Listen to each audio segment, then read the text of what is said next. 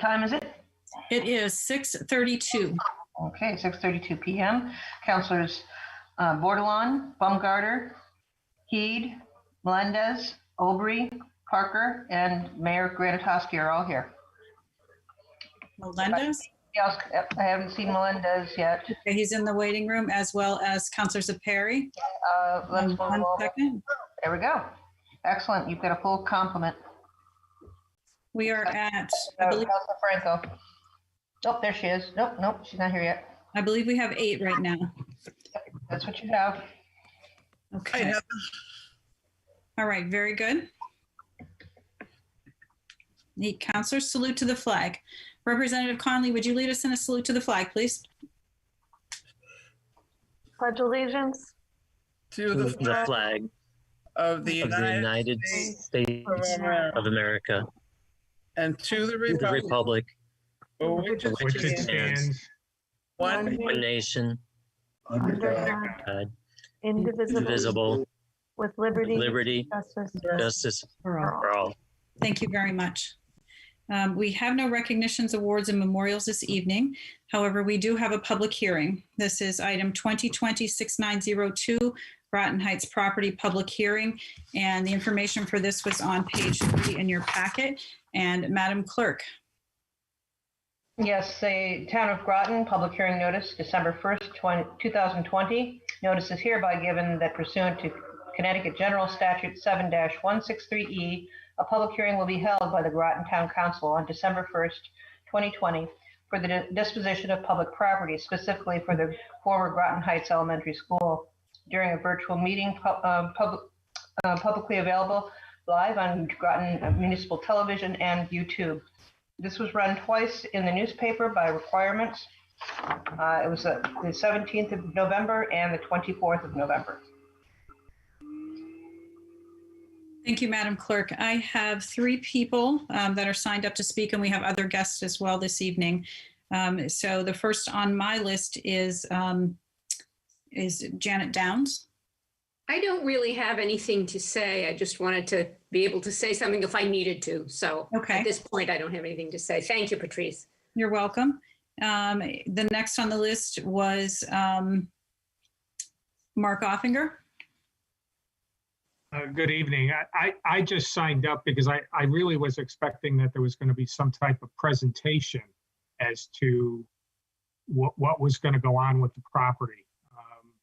Janet and I actually were, in fact, members of the reuse task force that was established a number of years ago. And it was the conclusion of that task force that the best use of the building would be to sell it to somebody that was committed to preserving the physical structure itself.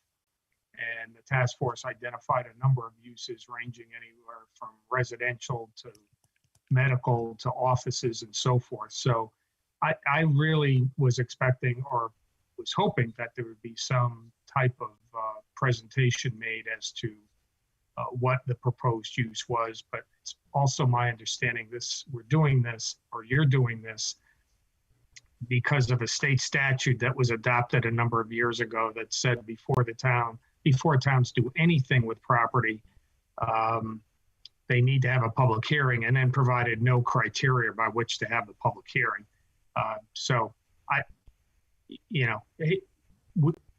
Speaking as a former member of that task force and also a current member of the Bill Memorial Library Board, we would love to see the building reused and that the current structure be retained, hopefully improved. It's my understanding the town has had discussions with a potential end user, but I guess they either aren't on the line or aren't prepared, or the town chose not to have them present this evening. So we have Mr. Reiner with us this evening, who could provide a quick overview. I believe we've had presentations on this before, but Mr. Reiner, I believe, is here. He is. Mr. Reiner, could you just give a brief overview, please, about the Groton Heights property? Thank you, sir. Yes, good evening, John Reiner, Director of Planning and Development Services. Thank you for the opportunity to speak. So we have had a number of presentations before the council on this property. The town is still working with Thayer Mahan as the end user. The reason we did not have a public presentation on the end user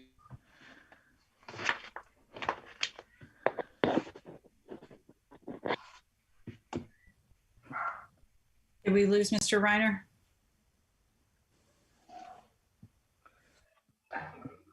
Okay, I'm back. Okay, there you go. That was strange. I went from the webinar changed a couple times. Sorry. The reason we did not have a public presentation about Thayer Mahan is the purpose of the public hearing is not about what the particular end use is, but meeting that state statute. We do not have a signed purchase and sales agreement yet with the end user. That will still be debated before the council at a CAL meeting. And we're still working towards that type of an agreement, but Thayer Mahan is still committed to redeveloping the property, to preserving the building and moving forward. Thank you, Mr. Reiner.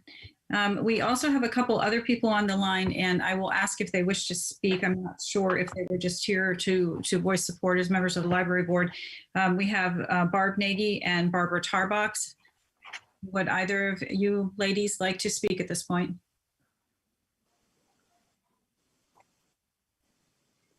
No. We just wanted to make sure that the council understood that the Bill Memorial Library has an interest in the transfer of this property. Thank you. I signed up because I live in the neighborhood and I wasn't sure if this was a hearing just on the idea of selling the property or on the proposal to sell it to a specific entity. I would love to see the building find new life. It's been vacant, as you know, for quite a while. I hope that whoever, if it is Thayer Mahan or whoever, that the exterior of the building is maintained, that its historic appearance is maintained. That's my main concern. Like I said, I really would love to see the building used. I walk by that building almost every day, and I'm very concerned that sometimes there are lights on in it at night. The door is sometimes unlocked. I do wish that there were more, whoever's going in there to do whatever they're doing, that they would take more care about making sure that the building is secured when they leave and that the lights are off. You know, I mean, I'm obviously not a 13-year-old, but if I were and I lived in the neighborhood and I found that those doors unlocked, I'd be in there in a heartbeat, walking around looking at stuff and adding to the graffiti that's already on the walls. That's my 2 cents. All right, thank you very much. I appreciate the comments. Mr. Burt, I don't have anyone else signed up. Do you or Madam Clerk have anyone else signed up to speak this evening on the hearing? I do not. Madam Clerk, do you have anyone else signed up? No, I do not. Okay, very good. And we are now at 9 counselors. I just wanted to make that known before we close the public hearing that we had 9 for the public hearing. All right, seeing no other citizens, we are closing the public hearing at 6:41. Thank you. So we are on to item 5, receipt of citizens' petitions, comments, and concerns. And I don't have anyone signed up for this. Do either the clerk or Mr. Burt have anyone signed up for citizens' petitions? I do not. Do not. Thank you very much. So then there is no response to citizens' petitions, comments, or concerns. I did not sign up. This is Barbara Tarbox. I did not sign up for citizen petitions, but I would like to speak.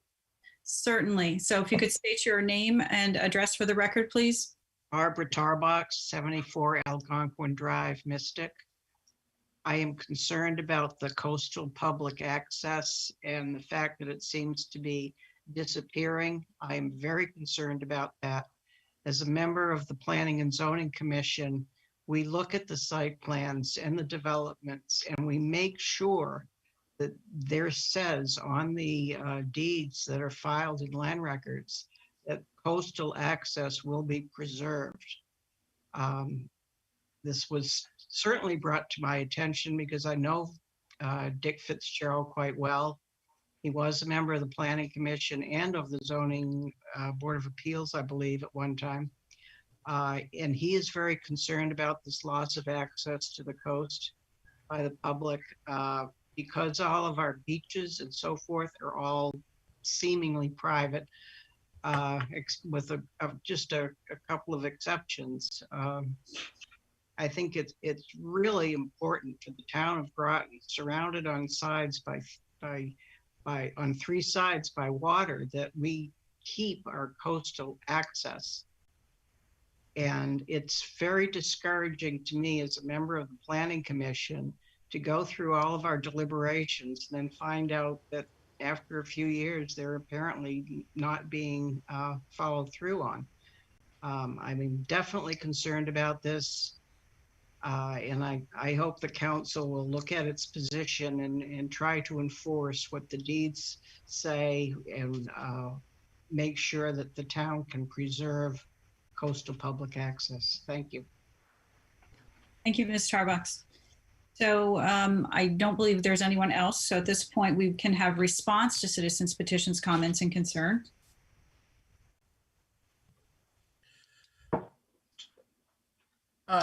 If I might.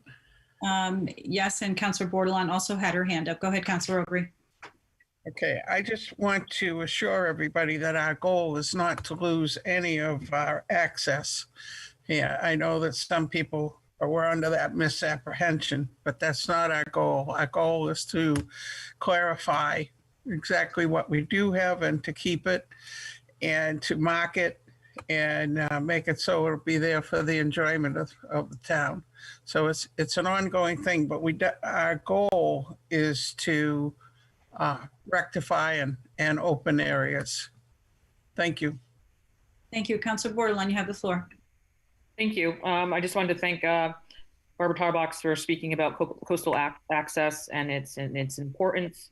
I know it's come before us several times, and I found myself becoming frustrated when asking questions and feeling a bit dismissed and wanting to be moved forward on it.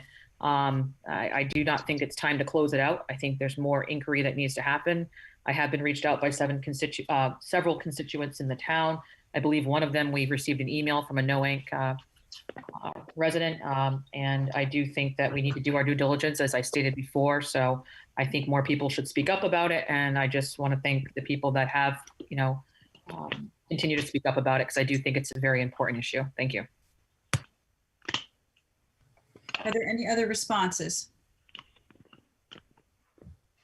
Mr. Burt, did you wish to address anything at this point? Yeah, I just wanted to let people know there's going to be an article by Kim Dralick in the next few days. She's still working on it. That'll give some more factual information. Everything that's recorded, we have, the only thing at issue is the right-of-way. Everything else has been upheld that's been recorded. We're following all the law, following everything exactly. There'll be more information in the paper. I also want to point out that I think different people have different impressions of the last meeting.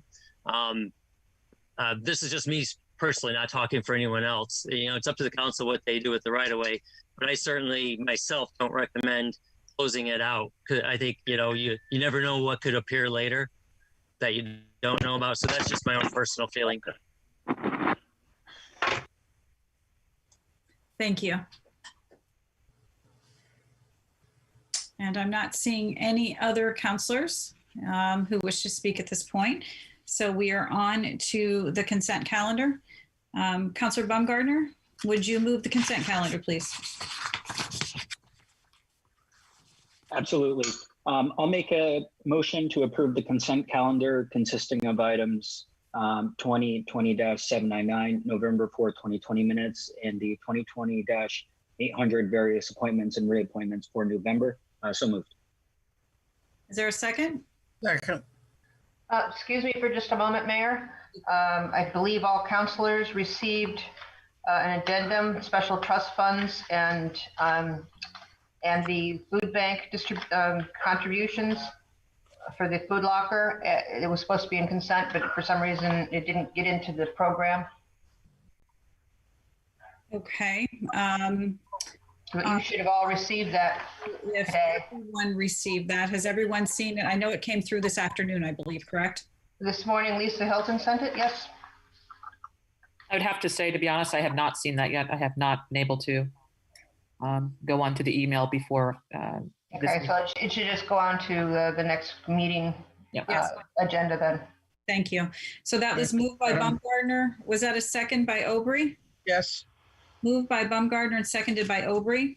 So this is the minutes of November 4th, as well as appointments. Counselor Zepari has his hand up. Counselor Zepari? I have a copy of the names and contributions by different people to the food locker and to the social services and other trust fund donations. I think it's important that we read the names, and I think they should be read publicly to recognize these people for giving of themselves. Councilor Zepari, yes, I think no one would argue with you on that point, and it is, we do appreciate all of that. The clerk did not include it in the consent calendar at this point, so we will have it on our next meeting where we would read them into the record at that point. Madam Clerk, is that the correct process? Yes, that's my understanding. I don't write the agendas, as you know, so I have no control over what goes in, but I understand through the email that that's probably the best solution is to put it onto the January consent. Thank you.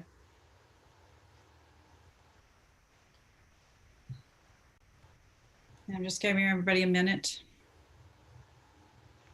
Okay, I see no discussion, so then we will vote on the consent calendar. All those in favor, please say aye. Aye. Aye. Any opposed? Any abstentions? So moved unanimously. Thank you. All right, we are on to item room numeral 8, communication and report, town councilors. And let's see, we will start with Councilor Baumgartner. Thank you, Madam Mayor, and good evening, everyone. I hope everyone had a very healthy and happy Thanksgiving. On that topic, I know many of us spent some time with our family members, perhaps the first time in a while, perhaps we did not. So just want to keep in mind that, in times of, in times like these when we may not be able to be with our family, that there are still ways to stay connected, and so I'd just like to really thank our families, thank your families. I know, especially people involved in, elected office. It's a bit of a sacrifice sometimes personally, and sometimes our families are take the brunt of it. So just really want to give a shout out to our families, during this time. In the case you did spend time with your families, no judgments, but go get tested. There is a testing center, testing conducted by the Community Health Center being done at Pleasant Valley School, drive-through testing. So, head over there, get tested, and limit the spread. So thank you, and nothing further, Madam Mayor. Thank you. Councilor Parker. So I attended several events. I would like to thank the sub-vets for including me on the Veterans Day ceremony. Thank you to all the vets.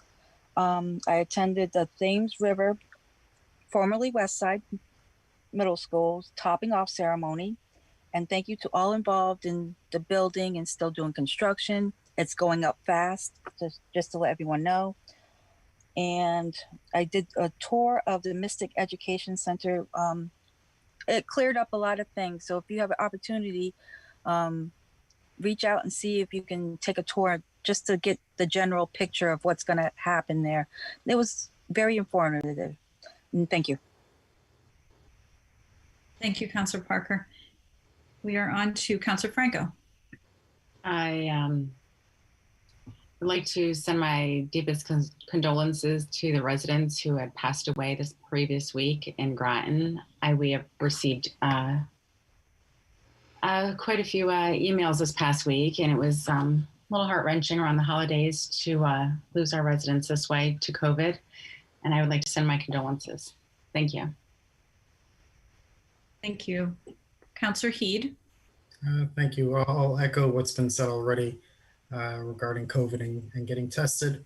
Beyond that, I would report out that I walked the King property with Eugenia Villagra from Groton Conservation Advocates and Sue Sutherland from GOSA, along with John Burton, Mark Berry, where we are setting up a group to establish trails. And then I've also received a number of communications supporting coastal access and also one supporting the Conservation Commission. Their recently revised plan on conservation and development. And regarding coastal access, it seems like the general consensus is that where there's a will, there's a way. So we'll just keep pressing forward. And that's all. Thank you. Thank you. Councilor Aubry. I had the saddest Thanksgiving of my life. I had no children at home. But the turkey was good. I did go on the Mystic Center, Mystic, what are we calling it now? Anyways, Mystic Oral School. I went on the tour mainly because I wanted to see the theater that's in the main building that's a concern of putting things together with Groton, and I hope to work towards keeping that theater. And that's about all that I've done since we all were together before. Thank you. Councilor Bordelon. Thank you. Just want to echo what's basically already said. Just thinking of everybody during the COVID season here and times of crazy and unsettling times for families and students, but definitely to the students who are struggling. That's, not everybody's a distance learner. So, and all the families that are dealing with the separation anxiety and stress. And, we're at a heightened point with the holidays that even due to COVID, without COVID involved, people are in need. And now with COVID and different folks still being out of work, the need for donations is even greater and the support. So I just encourage everyone to stay involved as much as they can distantly, but just if there's anything you can do to help out people in the community, please reach out and support our community resources any way that you can. Thank you. Thank you. Councilor Melendez. Yes, I received a phone call from a resident regarding coastal access, and I guess I have a sort of a question possibly for the manager. This resident was curious if other parts of the Mystic River would be addressed other than the Fort Rachel Marina in the future. Yeah, and to mention one thing, we have a plan on hold for signage and wayfinding signs and all that, to really mark out the trail. Our public works has been looking at the cost of putting a boardwalk along Powerhouse. It would attach to the building, so we need their permission. Mr. Reiner is setting up a meeting with their condo board, or whatever it's called. But I anticipate putting that in my budget as a request. It's going to be a hard year, so we'll see where it goes. But if you look at the map of where all the access is, it's pretty broken up. But that's the biggest gap in there, is getting past that building. So I'm very interested in getting that done. And just it's approximately $175,000 to put that boardwalk in. But we do need the permission of the owners. But we met with some of the board members late last year, and they seemed agreeable to doing something. Okay, thank you. That's all I have, Madam Mayor. Thank you. Councilor Zepari. No report. And I will start by thanking our guests this evening. We have Representatives Conley, Dela Cruz, and Senator Summers with us this evening to hear our concerns and our comments in just a minute as soon as we get through the rest of the communication. So I just wanted to acknowledge their presence here this evening. And I wanted to put out a plea that I saw. Groton Social Services is looking for donations of gift cards. This year, they're not going to be able to do their normal holiday baskets and the normal toy kind of collection and distribution that has been so successful and so needed in the past. So they are asking for residents to donate gift cards to various stores.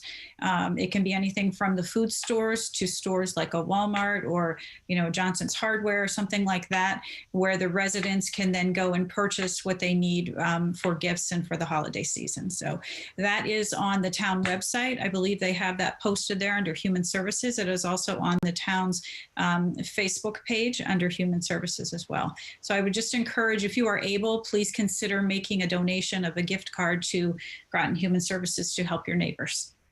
Thank you very much. Clerk of the Representative Town Meeting. Yes, I have to report that there is still a vacancy in the first district. There are two candidates. This is a Democratic vacancy. Wilmer Lambert moved to New London and bought a home there, and so we're happy for him, but we miss him. So that vacancy does have there are two interested candidates. So there'll be a caucus before the December meeting to fill that vacancy. And that's what I have. That's what I have from the RTM. And Clerk of the Council.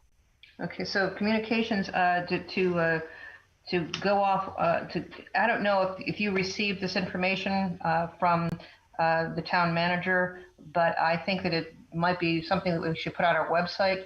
There's a IRS has announced that individual tax filers will be able to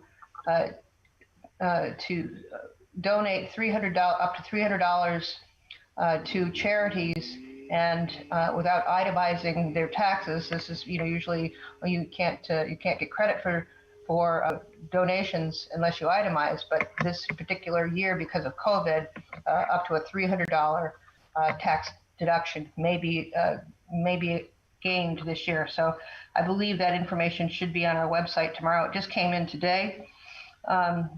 Okay, that's one communication. And then Richard Fitzgerald I sent an email yesterday to all RTM and town council members at the request of Mr. Fitzgerald regarding Mystic access, coastal access. That's what do we have? Let's see. Yep, that's it. That's council. We are on to the manager, and the manager is going to include an update from Ledgite Health District in his report this evening, I believe, correct? That is correct. Good evening. Just a couple quick things. I think everyone is aware of this in the public, but our offices are closed until December 14th. Other than Human Services is open by appointment, so we can still get help to those that need it. And you can still drop off things at the transfer station. They are open their regular hours. Let's see. Councilor Hito already mentioned the Kolnaski King property. It's amazing how much work they've already done on that, on laying out the potential routes. If people haven't seen it, we have a new website for the town. I've been really thrilled with it so far. I think it's much more user-friendly. So if you haven't seen it out there, please take a look. Quick public works thing, the Deerfield basketball court has been paved, the Tanglewood basketball court. The Groton ambulance parking lot is finished paving. And then COVID, as mentioned earlier, my sympathies also go out to the families of those we lost. And just over the weekend, we lost 4 residents, which is a significant amount. The average number of daily rate increase, we're of course still in the red category. We went from 26.2 cases per 100,000 per day last week or the week before last week, and then we went up to, oops, sorry, there's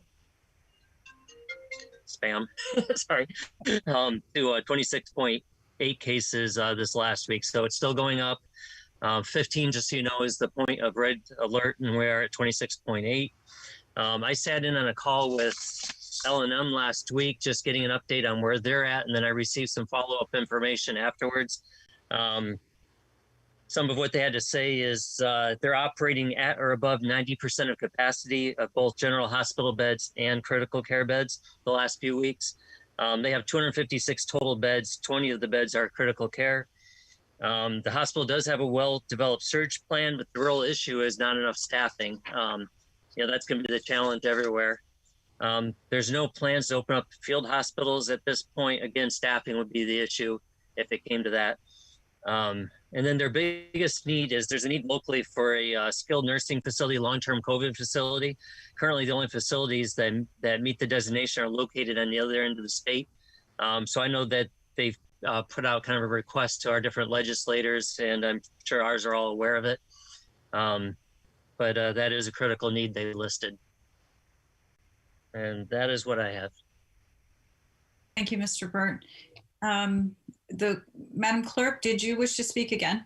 Yes, I'm sorry. I thought that the town manager would include the town clerk's office is shut. Well, the office is open, but the building is closed. In other words, all activity is still going on, but by different means, either by appointment, curbside, or mail, or online. So we're still doing everything that we've always done. There hasn't been a change for us. Just that you can't walk in and get a marriage license. You have to make an appointment, and we'll meet you either outside or outside. So then the public should place a phone call to your office to figure out the best way to take care of their tasks that they need to take care of, correct? Yes, this information is posted on our website, and it is plastered on the door. So both for our office and for all the offices, it's been very well taken care of. There's a lot of information out there if anyone needs to look for it, but they can always call. We're glad to help them. Thank you very much. We appreciate that. And I'm sure the public appreciates hearing that as well. I don't believe we have anyone from the Board of Ed or the superintendent here this evening, and I don't believe there are any department heads wishing to speak. So we are on. I think there may be a question for me. I see it. Thank you, Town Manager. I just thought that usually once certain people speak, we can ask questions. That option's given, so I was waiting. Is it okay to speak now, Mayor?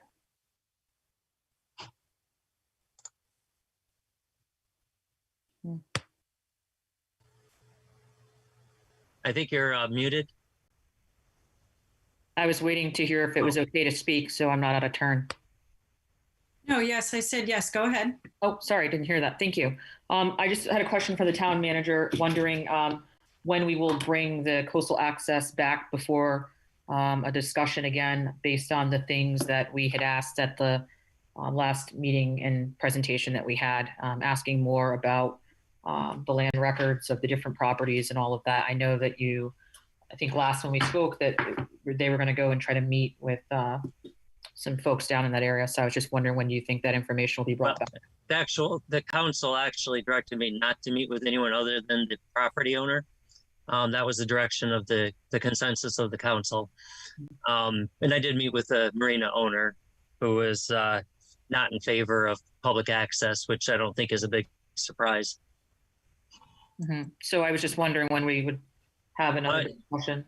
The mayor and I will have to look at the schedule. We're pretty well booked out through January right now. I don't want to speak for the mayor. Maybe it could be fit in sometime in January, but we might have to move some stuff around to do that. But I really leave it up to the mayor. Okay. I just think it's obviously there's been a lot of communication regarding it. I think it's an item that needs attention and should stay at the forefront. I know you said the council in the direction of some of the councilors that didn't want to interview or get more information, but I still stand and think that we do need to get more information. So I think we should have another meeting and bring forth and just keep the ongoing discussions. Thank you.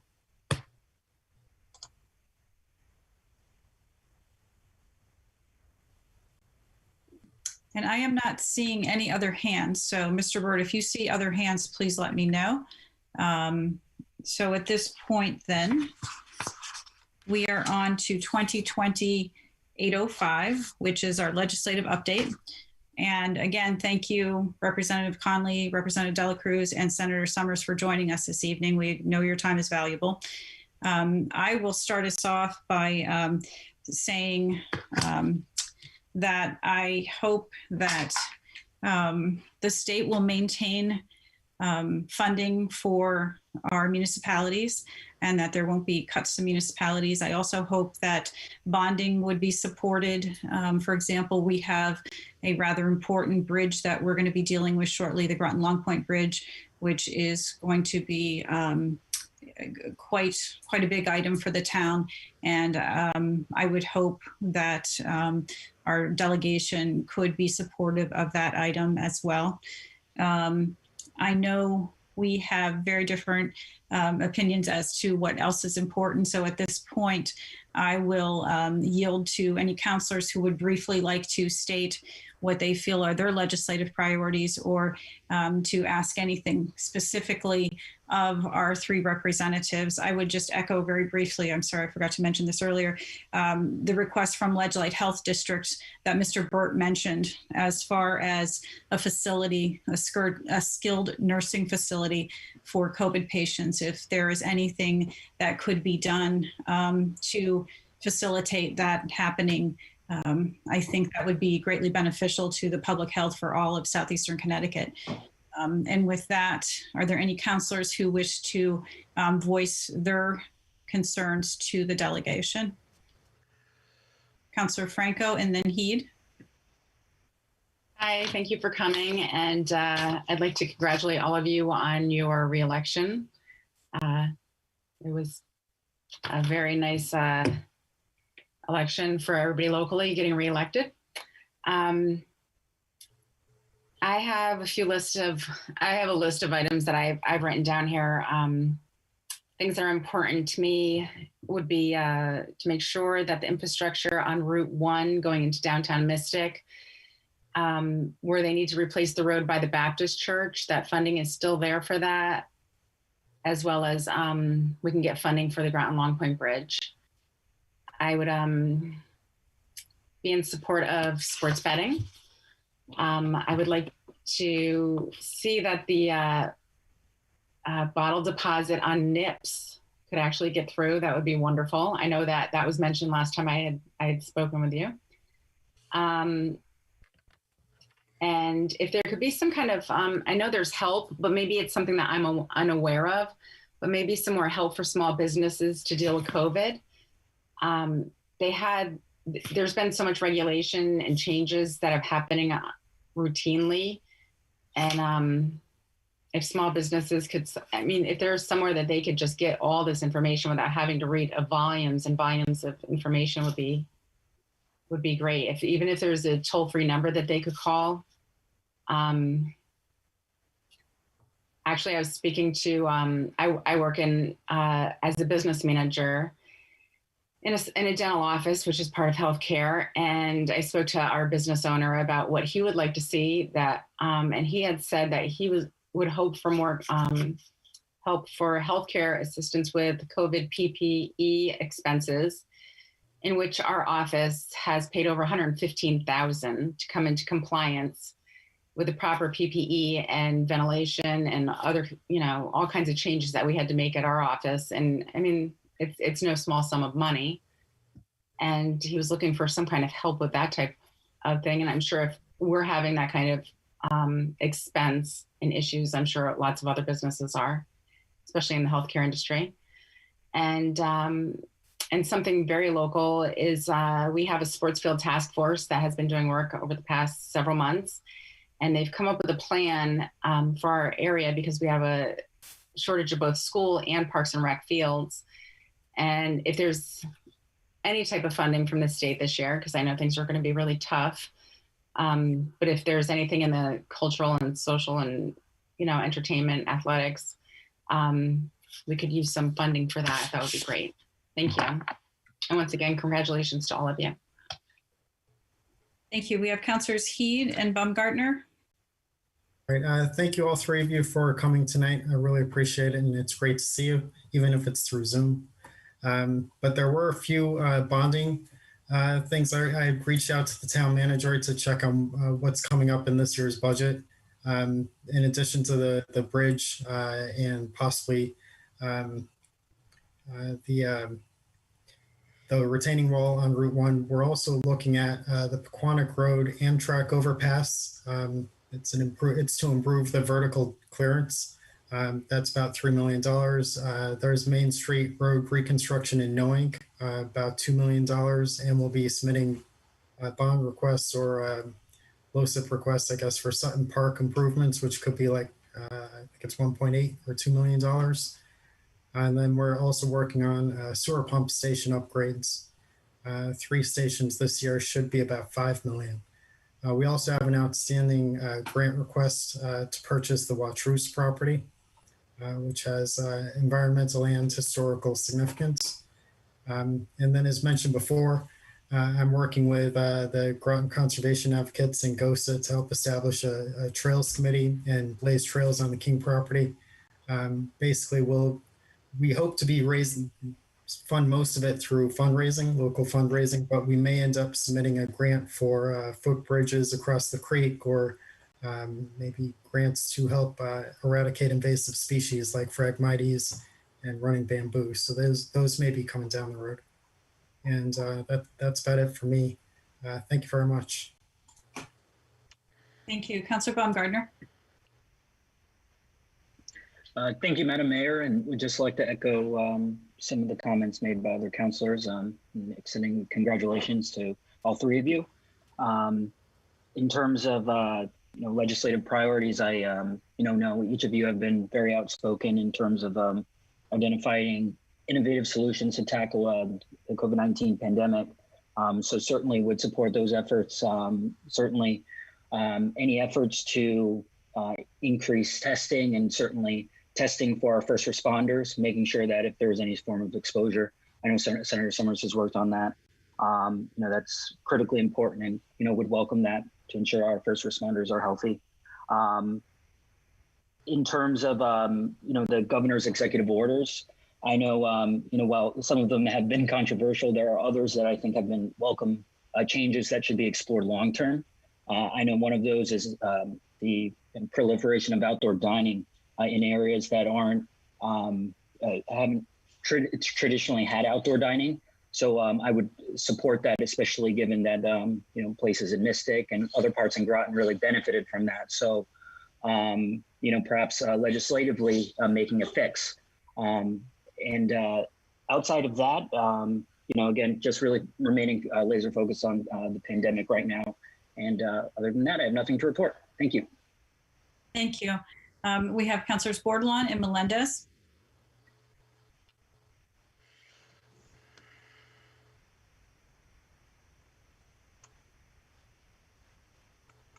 Councilor Bordelon and then Melendez. Yeah, I was muted. I apologize. I just was saying thank you for coming out and coming to speak with us. I appreciate all your support you give to the town and being a voice up in Hartford for us down here in Groton.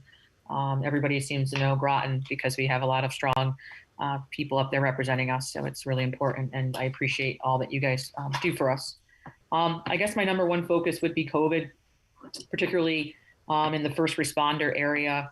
As was stated tonight, the town hall is pretty much closed and not operational except on some levels. There's a lot of other first responders that are not given those opportunities and are having to still go in physically to work, and there's a bit of stress and the support that they need is still huge.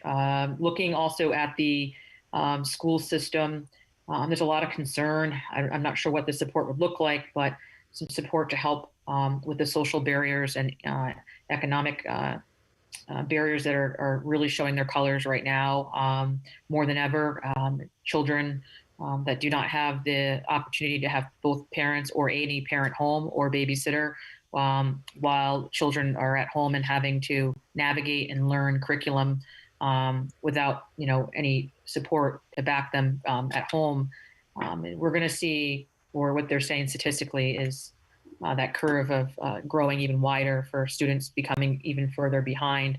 And so I'm just not sure what type of support for over the summer, maybe some additional learning stuff, funds and support to the schools, especially in the areas where we have higher levels of Title I, the parts of the district, our town probably could really use some of that support.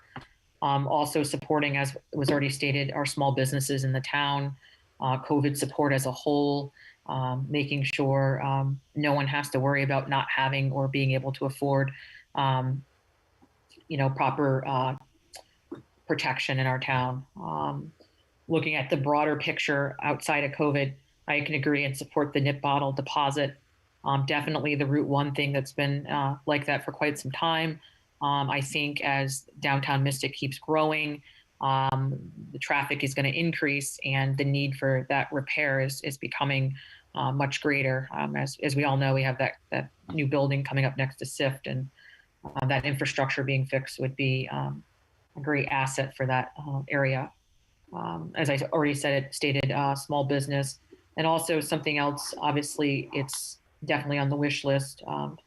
Sports fields, our high school is definitely, when you look at Southeastern Connecticut, we do not perform at the same level, not as far as our athletes that come before us, but as far as our facilities. And there is definitely a strong need for our infrastructure to be ADA compliant, and our bathrooms as well as our sports fields to be kind of brought into the 21st century.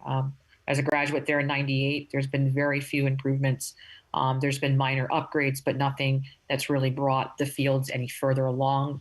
And it does hurt the athlete and the student competitively when they start to compete on a higher level and move towards going to different colleges and such. So I also think it's an economic driver. I think it would be important to look at that as an important aspect of way of looking for funding, because when younger families move in, they look not only at curriculum, but they look at facilities in which we have to offer the students. So I know Ledger did get an update not that long ago, and I know there's a lot of support for them.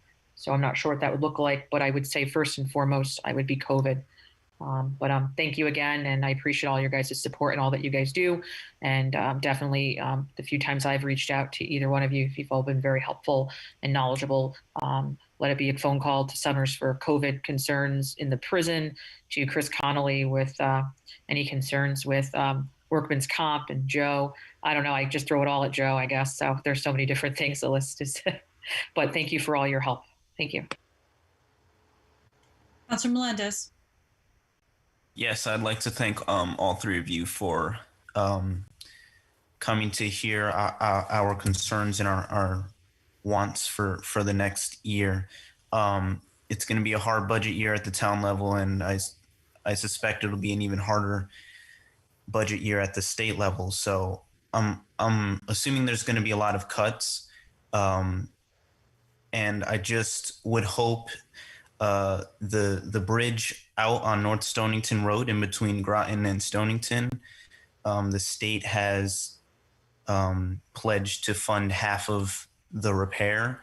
And every time we talk about it, it's notoriously hard to fund. And every time we talk about it, there's always discussion of, we don't know if that funding will be there next year. So I would just hope that funding is not taken away in the cuts that are probably going to happen this next year. Other than that, I would just like to second or third the support for a nip bottle deposit, and that's about it. Thank you. Thank you. I wanted to chime in. I had sent a couple of things off to the delegation earlier regarding some kind of bigger, broader asks. And one of them, the clerk was just mentioning, I would love to see the legislature move forward on some election reforms, perhaps early voting, perhaps no excuse absentees, perhaps making Election Day a state holiday, with the goal of facilitating the voting process for the people of Connecticut. acknowledging, as Councilor Melendez just stated, it is going to be a rough budget year. We're aware of that. And we know you have your work cut out for you. If there is funding that comes from the federal government with the Build Back Better for any kind of environmental programs, the town of Groton is looking at bringing on a sustainability person. And if there was any grant money available to help fund the sustainability position, that would be something that I would be very much interested in doing and seeking out those kind of funding at the state level. Okay. And I didn't see, oh, Councilor Aubrey, there you go. Councilor Aubrey, you have the floor. Yes, thank you. I'd just like to say also that I think it's very, very important. I know it's a small matter, but that nip bottle thing has really got to be pushed through because it's the most aggravating thing in the world, especially when you go to do a cleanup. I want to thank whoever's responsible for getting the money for the stairs to be repaired over by the library in Groton. That's going to be such an improvement. I don't know who was behind that, but I thank them very much. I'm happy to see you all sitting there, and I think your experience is going to be very helpful to us.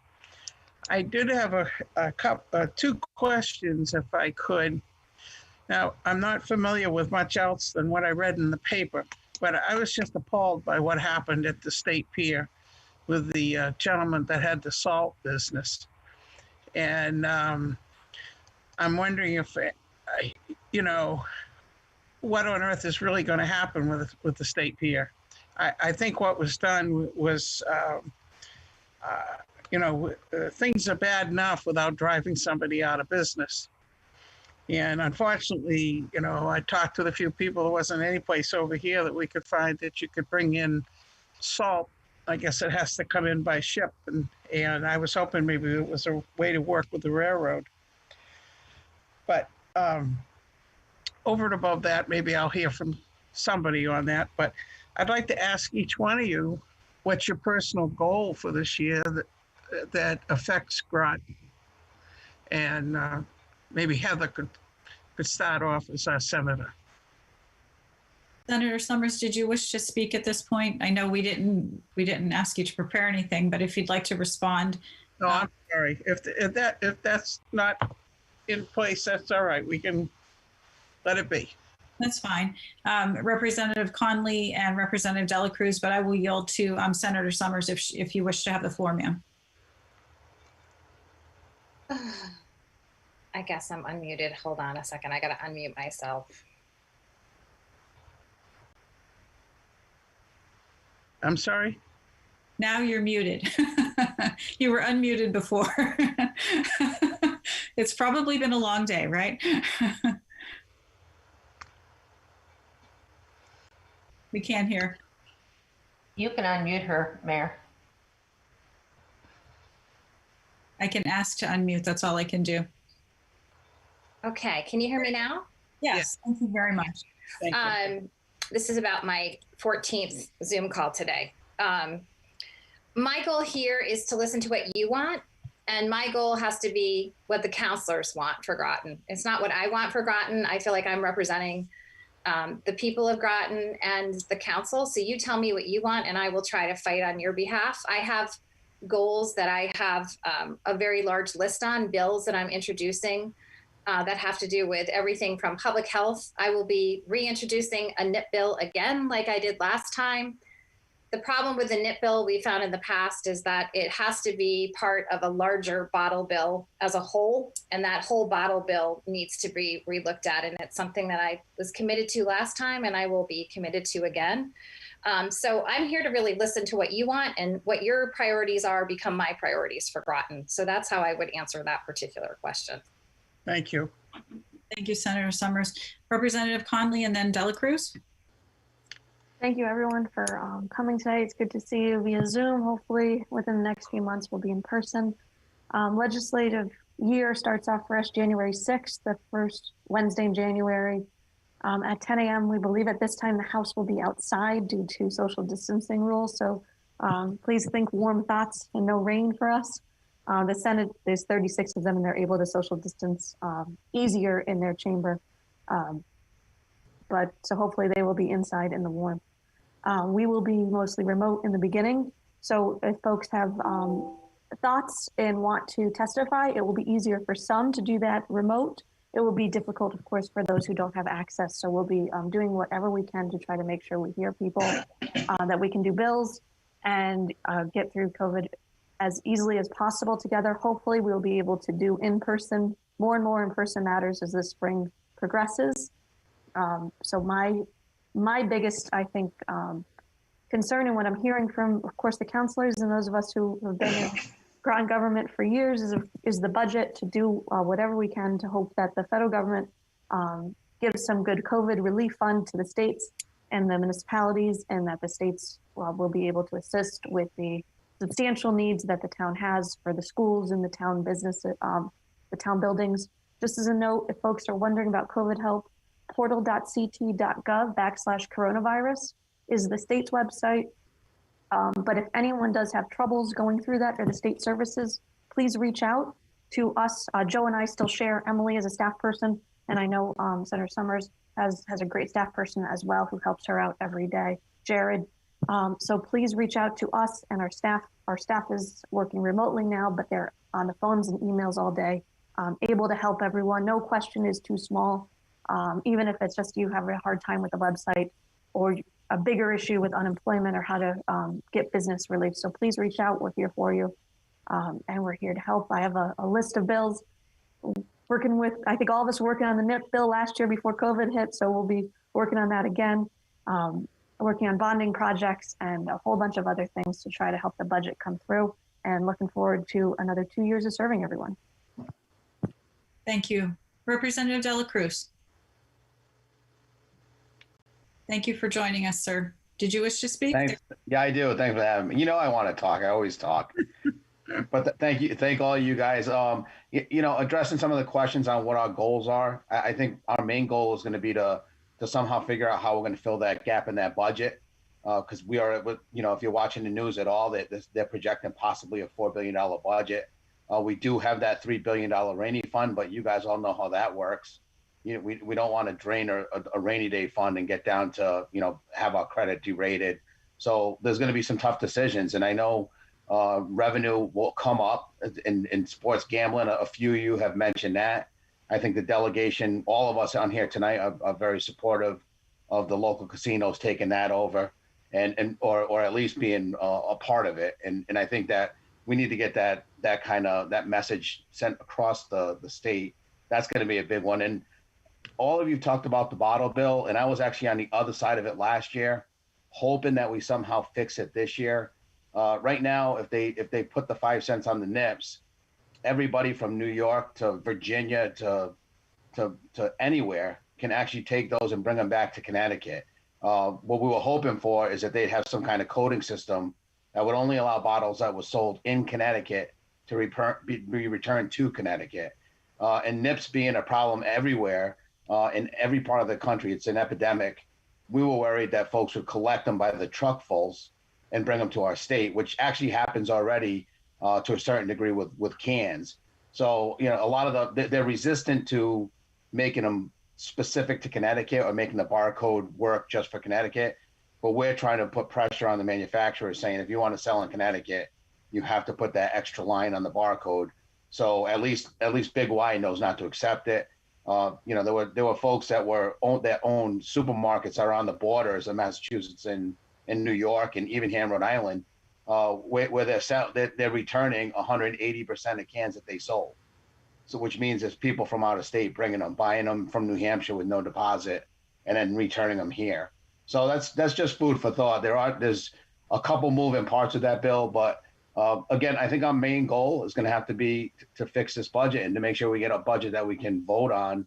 And as far as infrastructure goes, from what I'm hearing, that may be where the governor's looking to cut. And we cannot let a bridge I think it was when I was on the council, it was rated at a 5 or 4, and it's probably like they thought when it went to a 2 that they couldn't bring an oil truck or a fire truck over it.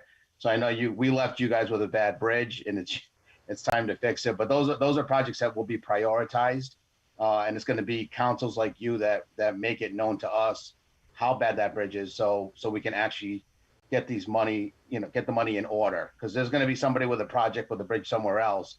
We just have to show them the need. And I think that one specifically is almost like an island, because the fire truck can't get to Groton Long Point any other way.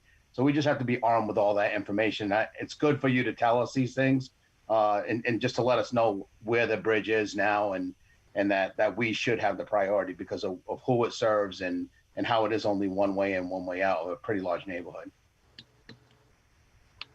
Thank you, Representative Dela Cruz.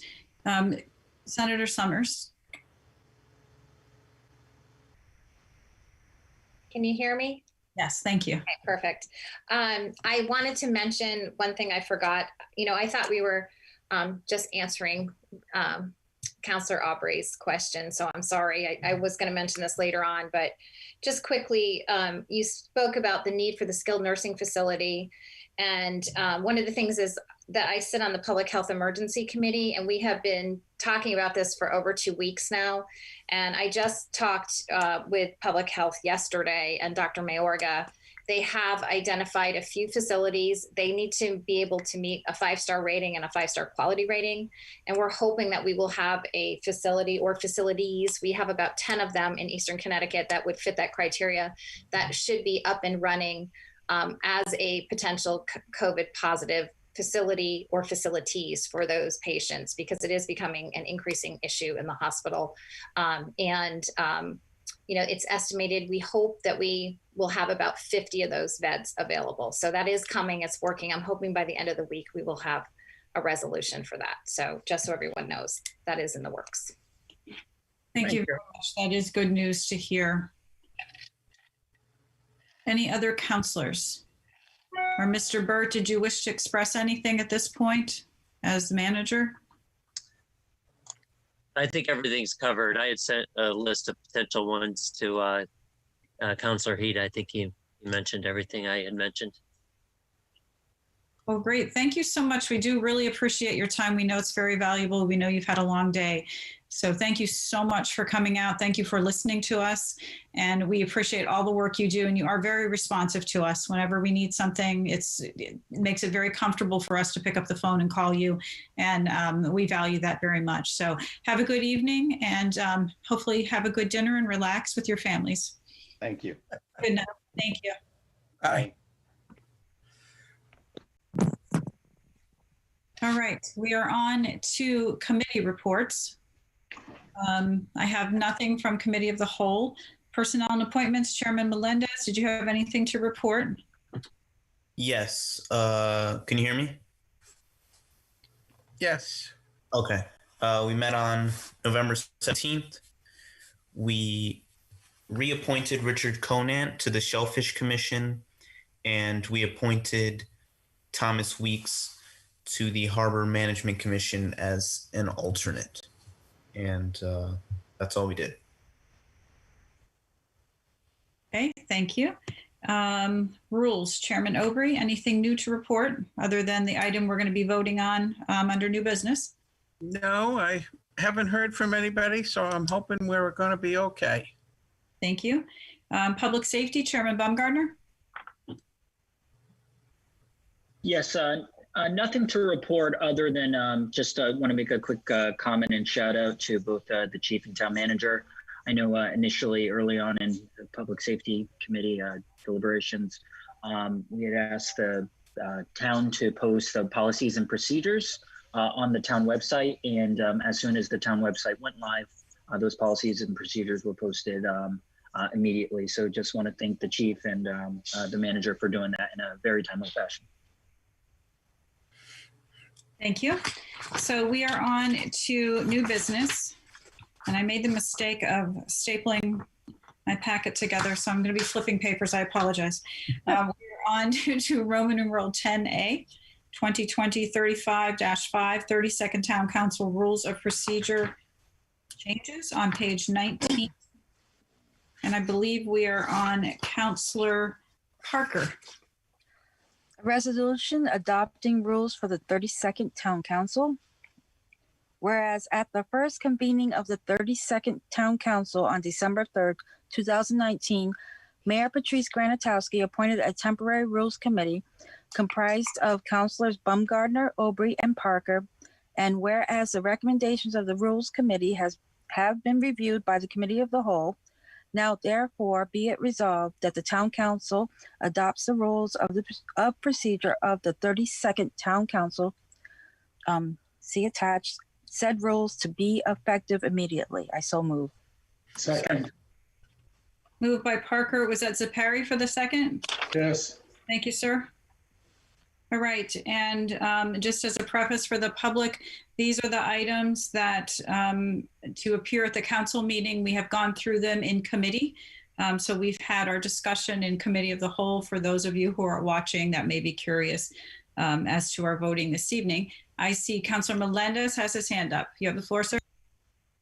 Thank you. Yes, I would just like to thank Councilors Baumgardner, Parker, and Aubrey for the hard work they did. You know, they put in a lot of effort, time.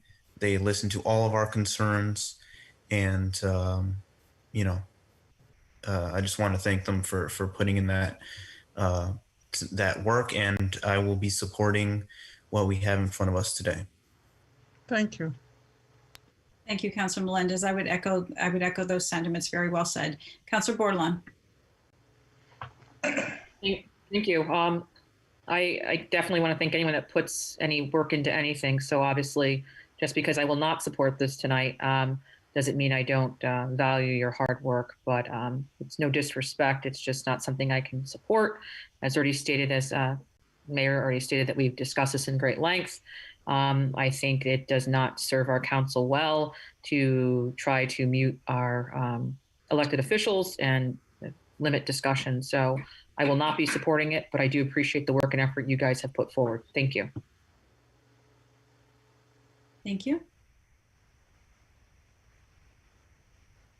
I see no further discussion, so we will vote on 2023-5, 32nd Town Council Rules of Procedure changes. All those in favor, please say aye. Aye. Aye. Opposed? Aye. Aye. So Bordelon and Franco are nays. Any abstentions? 0 abstentions. So that motion passes 7 in favor, 2 opposed, Bordelon and Franco, and 0 abstentions. Thank you. We are on to 2020-7541, acceptance of open space parcel Bridgeview subdivision. This was on page 29, and I believe we are on to Councilor Franco.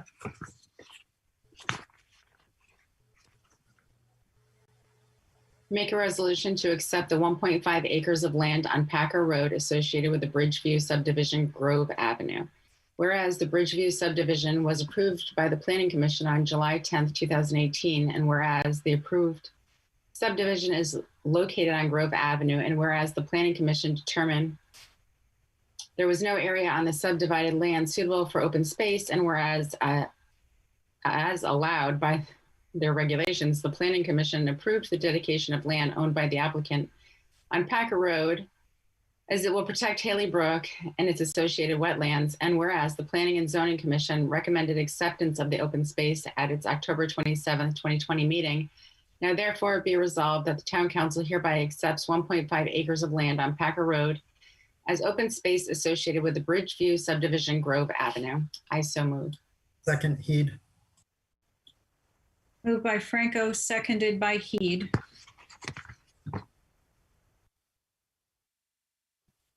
And I'm seeing no discussion. So we will vote on 2020-754, acceptance of open space parcel Bridgeview subdivision. All those in favor, please say aye. Aye. Aye. Any opposed? Any abstentions? So moved unanimously. We are on to 2020-7881, Colonel Ledyard School Property Set Public Hearing. This is on page 31 in your packet. And we are on to Councilor Heed, please. Is it Colonel Ledyard or is it excess property for Gold? Hold on, let me check. I have 2020-788 Colonel Ledyard School property set public hearing. So I'll make a motion to pass a resolution to schedule a public hearing for the sale of the Colonel Ledyard School property and refer sale to the RTM. Whereas the town of Groton owns excess buildings and properties that are no longer needed for public uses. And whereas the town has been marketing the former Colonel Ledyard School property for several years. And whereas the town has been working with the preferred developer on a proposal for the site. I'm sorry. I'm for clarification. Are we out of, did we skip something or I'm lost? That's what I was just chiming in for. Excuse me for interrupting you, Councillor Heed. We are on to the excess property redevelopment. You were correct. Okay. So I apologize for that. So this is on page 30. I crossed the wrong one off the list. This is 2019-4574, excess property redevelopment, 517-529 Gold Star Highway. Thank you for catching that, Councillor Heed. I'll make a motion for a resolution to schedule a public hearing for the sale of 529 and 517 Gold Star Highway properties and refer sale to the RTM.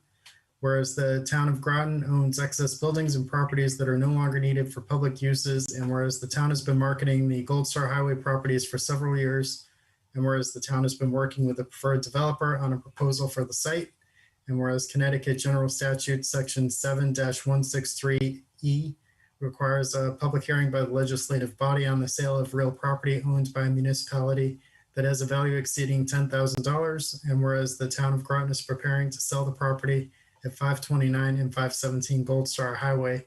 And now therefore be it resolved that the town council hereby authorizes the town manager to schedule a public hearing for January 5th, 2021 for the purpose of selling the property consistent with CGS 7-163E and to refer the sale to the RTM after said public hearing. I so move. Second, Parker. Moved by Heed and seconded by Parker. So this is setting the public hearing for the sale of excess property.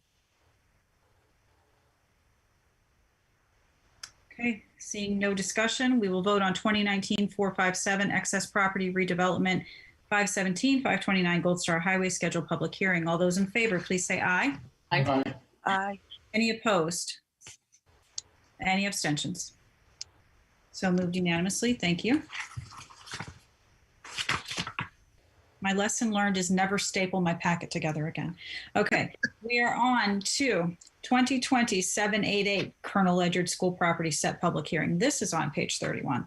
And this is Councillor Aubry. I move a resolution to schedule a public hearing for the sale of Colonel Ledyard School properties and refer sale to the RTM. Whereas the town of Groton owns excess buildings and properties that are no longer needed for public use, and whereas the town has been marketing the former Colonel Ledyard School property for several years, and whereas the town has been working with the preferred developer on a proposal for the site, and whereas Connecticut General Statute Section 7-163E requires a public hearing by the legislative body on the sale of real property owned by a municipality that has a value exceeding $10,000. And whereas the town of Groton is preparing to sell the former Colonel Ledyard School property, now therefore be it resolved, the town council hereby authorizes the town manager to schedule a public hearing for February 2nd, 2021 for the purpose of selling the former Colonel Ledyard School property consistent with CGS 7-163E and to refer the sale to the RTM after said public hearing. I so move. Second, Heed. Moved by Aubry and seconded by Heed.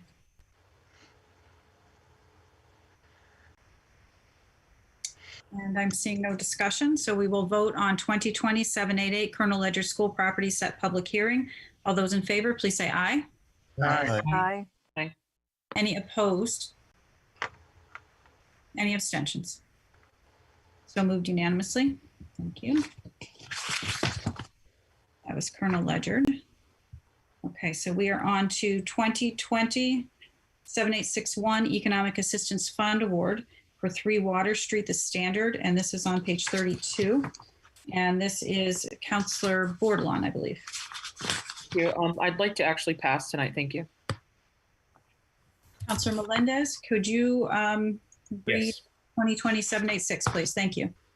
Resolution approving a grant of economic assistance funds to 3 Water Street LLC.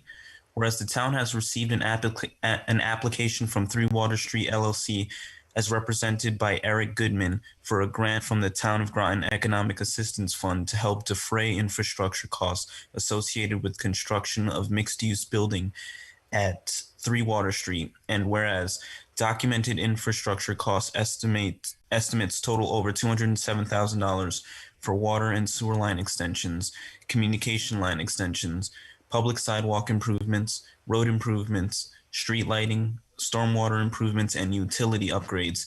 And whereas the requested funding would facilitate development of additional commercial space and residential space in downtown Mystic, and whereas it has been estimated that the assessed value of the property would increase from approximately $609,000 pre-improvements to approximately $8.1 million post-improvements. And whereas the Town of Groton Economic Development Commission reviewed materials provided by the Economic Development staff and supported an award request of $116,215 towards infrastructure costs. Now therefore be it resolved that the Town Council approves an Economic Assistance Fund grant award of $116,215 to 3 Water Street LLC for water and sewer line extensions, public sidewalk improvements, and stormwater improvement costs at 3 Water Street to be paid on a reimbursement basis contingent on the posting of a sign indicating the project was supported by Town of Groton Economic Assistance Fund,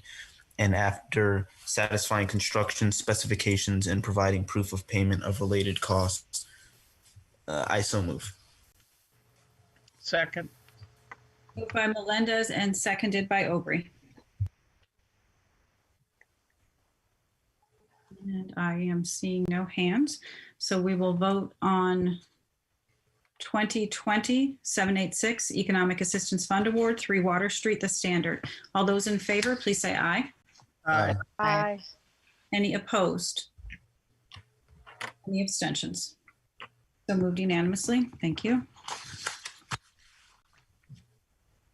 right, so we are on to 10F, 2020-7821, Cultural Coalition Funding Request. This is page 33. And I believe we are on to Councilor Zepari, please.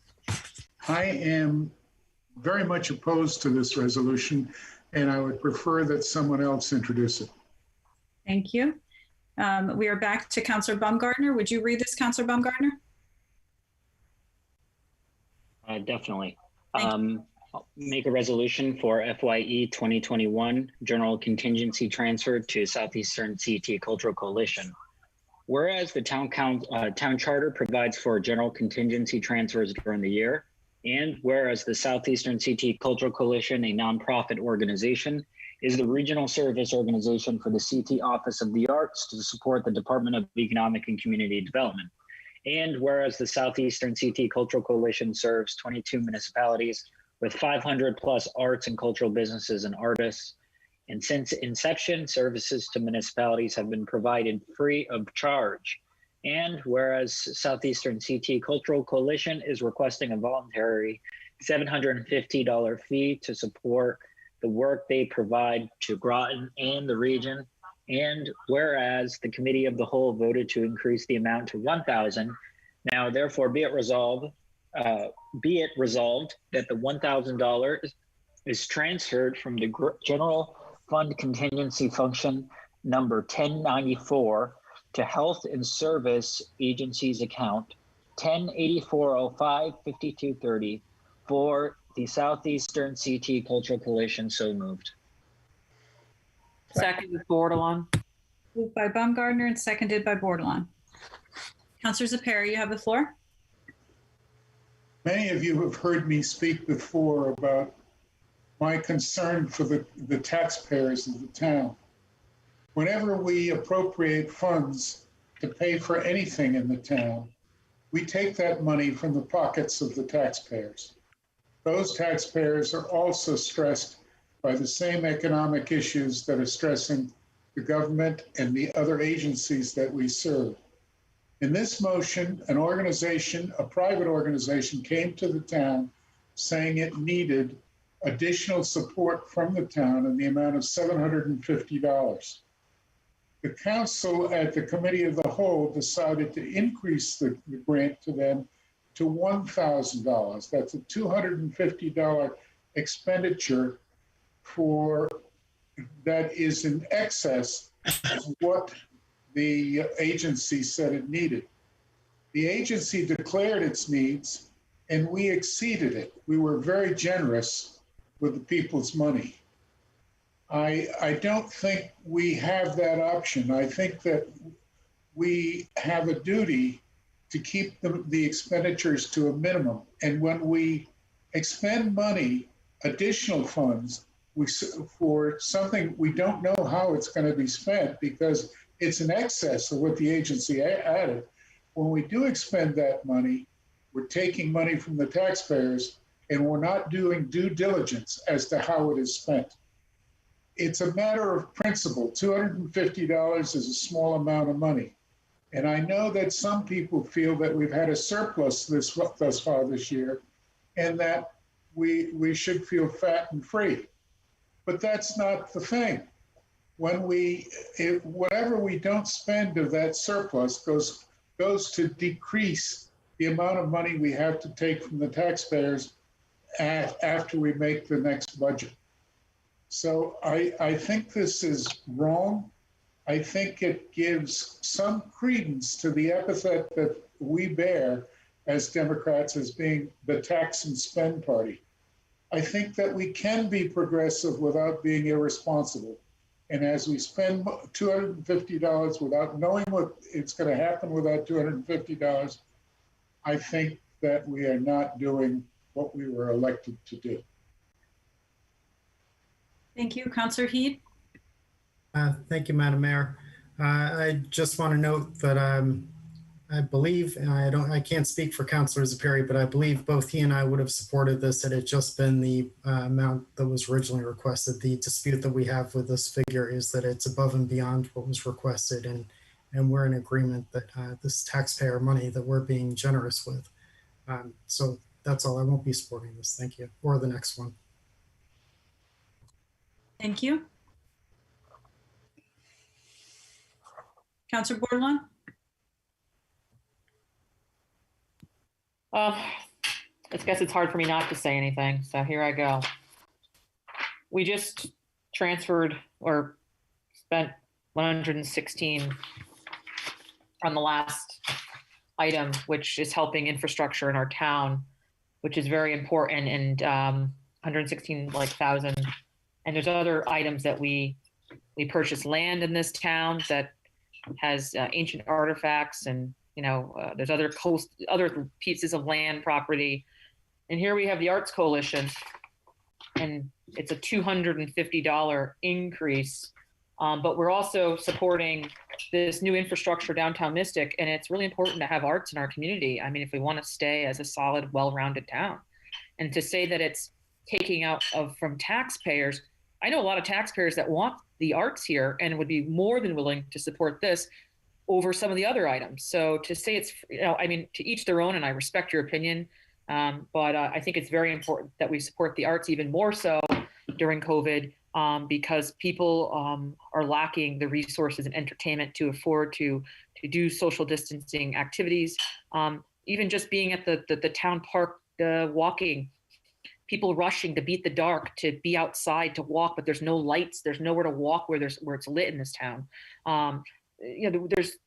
Anyway, the list goes on, but I can respect your 250, but I will be supporting this. And I think arts and culture in our community should be top of our list. Thank you. Councilor Melendez. Thank you, Madam Mayor. The organization that requested funds from us, and I guess I can, if it's all right, I can speak to this. They're similar.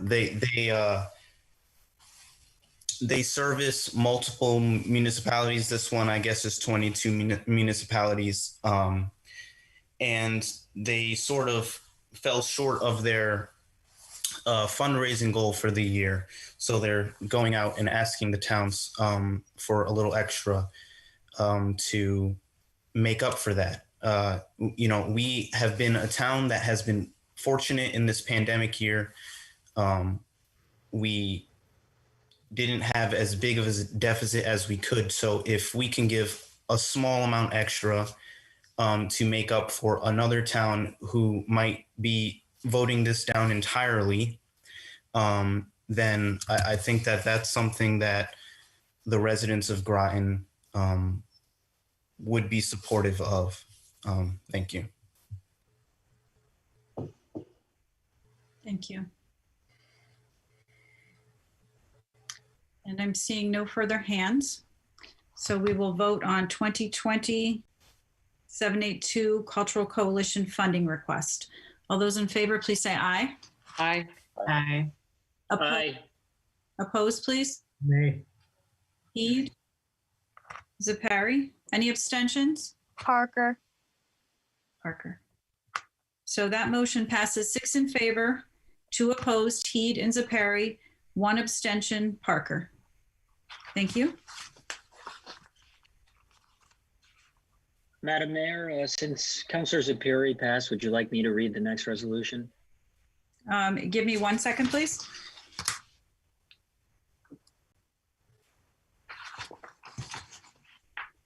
Yes, we are on 2020-783 Safe Futures funding request on page 34. I'm not sure. Councilor Zipari, did you wish to read this one, or shall we go to Councilor Baumgardner? I'm in the same position in this one as I was in the last one. All right, Councilor Baumgardner, thank you. All right, resolution for FYE 2021 general contingency transfer to Southeastern CT Council of Governments. Whereas the town charter provides for general contingency transfers during the year, and whereas the Safe Futures Inc., a provider of services for victims of domestic violence, sexual assault, stalking, and human trafficking, has experienced an 830% increase in costs since the summer. And whereas Safe Futures Inc. fundraising goal of $50,000 is short approximately $7,000, and whereas the Southeastern CT Council of Governments is asking member municipalities to donate $500 to meet Safe Futures Inc. fundraising goal, and whereas once sufficient pledges are known from member municipalities, the Southeastern CT Council of Governments will forward funds to Safe Futures Inc. and build a member municipality. And whereas the Committee of the Whole increased and donated amount to $1,000, now therefore be it resolved that $1,000 is transferred from the General Fund Contingency Function 1094 to Health and Service Agencies account 1084055230 for Safe Futures Inc. So moved. Second, Bordelon. Baumgardner and seconded by Bordelon. Excuse me. Yes. There was a mistake when he was reading it. No, it may not make any difference, but he said human trafficking, and it's just trafficking. I can't even say it. Sorry, Andre. In the second whereas, Councilor Aubry? Yes. Okay. Madam Clerk, is that so noted? Yes, I'll note that. Thank you very much. Okay. Can I? Yes, Mr. Burt? Just to point out, I had heard originally, I had spoken with Jim Butler at COG. They're not getting good response on this request. So he said they may not collect the funds themselves. They may have us send it directly to them. So I just want to let you know that, but I think that last resolved is fine either way.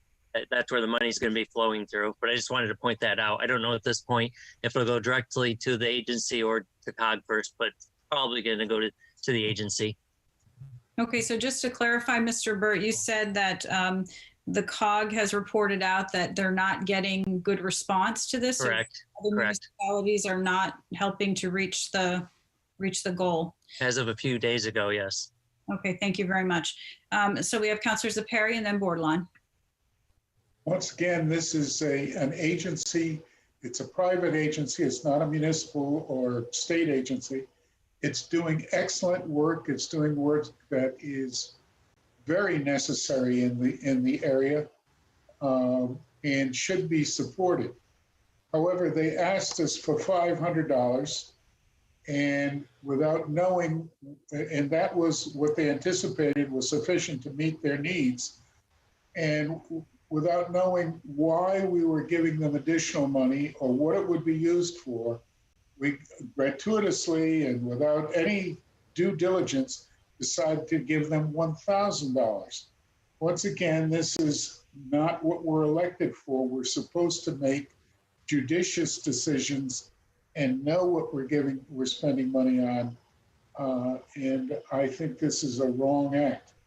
I am all in favor of giving the $500 that they initially requested. I am not in favor of giving them additional money above what they requested. Thank you, Councilor Bordelon. Thank you. I just can't stress enough the importance. Yes, it might not be a state-run agency, but because those are maxed out and, you know, the private agencies are what support locally, it's really important to support these types of agencies, especially in the time of need.